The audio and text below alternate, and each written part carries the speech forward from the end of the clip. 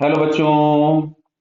अब यहां दिया है in the above question the ratio of kinetic energy of the first ball to the second ball after collision. तो पहले question क्या था ये समझ लीजिए। ऊपर वाले क्वेश्चन में दिया था कि एक m मास का बॉल है, u वेलोसिटी से आ रहा है, और एक nm मास की बॉल है जो कि स्टेशनरी है, इससे हेड ऑन इलास्टिक कोलिजन करता है।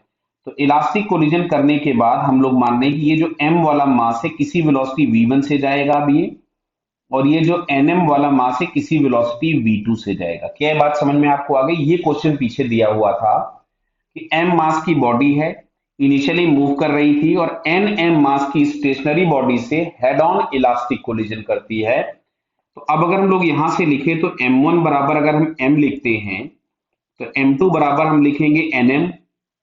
तो u1 बराबर हमको u मिलेगा, और u2 बराबर आपके पास है 0। दिख रहा है ना, दूसरा वाला बॉडी रेस्ट पे था।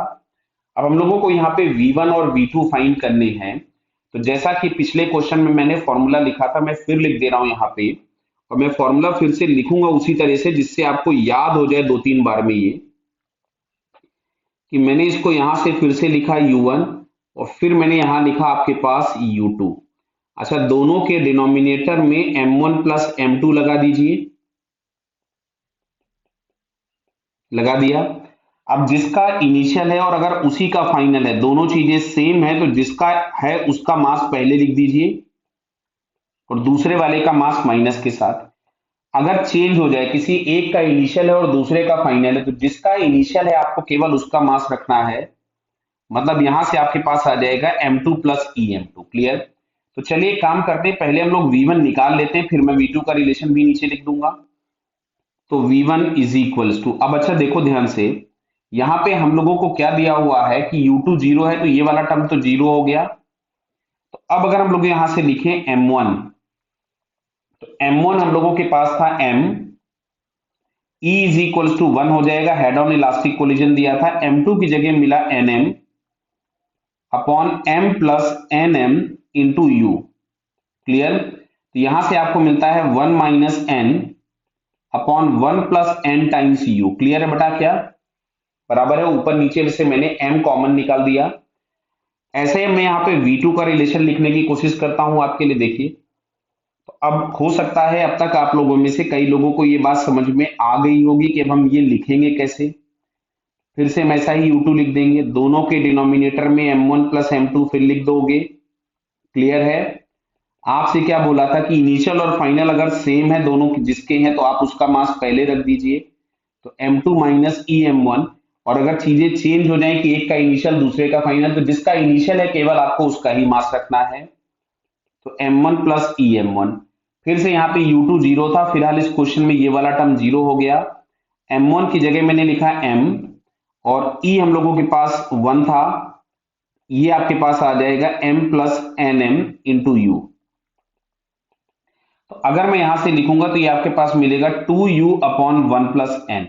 2u upon 1 plus n. Clear है? तो हम लोगों को V1 और V2 मिल गए, लेकिन क्वेश्चन में आपसे पूछा हुआ है कि the ratio of kinetic energy of the first ball to the second ball after collision. तो अब यहां से अगर हम काइनेटिक एनर्जी फर्स्ट बॉल की निकालते हैं, जिसको हम KE1 लिख दें, तो ये मिलेगा 1/2m इंटू V1 स्क्वायर। तो यहां से आ रहा है 1/2m, और V1 की जगह ये नंबर हमारे पास है, दिख रहा है बेटा आपको ये?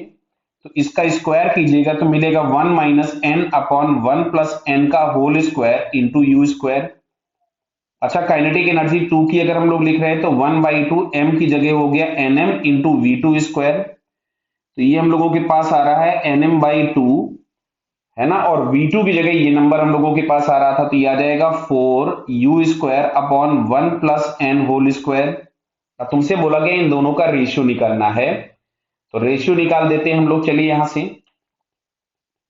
तो kinetic energy 1 upon kinetic energy 2, तो देखो यहां से 1/2m यू स्क्वायर मैंने ऐसा ही लिख दिया, 1 minus n upon 1 plus n का होल स्क्वायर अपॉन, ये आ रहा था nm/2। क्लियर है? यू स्क्वायर इंटू 4, दिख रहा है ये? बराबर है। चलो इधर उधर ज्यादा ना करें, नहीं कंफ्यूज कर जाएंगे हम लोग, एक साथ ही लिखते हैं। पहले ये था, अभी आपके पास आ रहा था 4u square upon 1 plus n whole square. तो देखो एम यू स्क्वायर से एम यू स्क्वायर कैंसिल हो गया, बराबर है। इस 2 से ये 2 कैंसिल हो गया, मतलब हाफ से हाफ कैंसिल हो गया, इससे ये कैंसिल हो गया, क्लियर है। और कुछ बचा तो नहीं, देख लीजिए। हाँ, तो यहां से आपके पास आ रहा है 1 माइनस एन का स्क्वायर ऊपर और डिवाइडेड बाई 4, क्लियर है। तो ये चेक करो जरा किस ऑप्शन में दिया है, 1 minus n square upon 4, 1 minus n square upon 4 तो किसी में नहीं दिया है, मतलब नीचे कहीं एन छूट रहा है, ये पहला एन छूट गया ना, देखो ये दिया था एन, तो यहां पे आ जाएगा एन। तो 1 minus n square upon 4 n, ये हम लोगों को दिया हुआ है सेकेंड ऑप्शन में, दिख रहा बेटा आप लोगों को। तो फाइनली इसका सेकेंड आंसर हम लोगों के पास क्या हुआ, करेक्ट, क्लियर बेटा, ओके, ऑल द बेस्ट।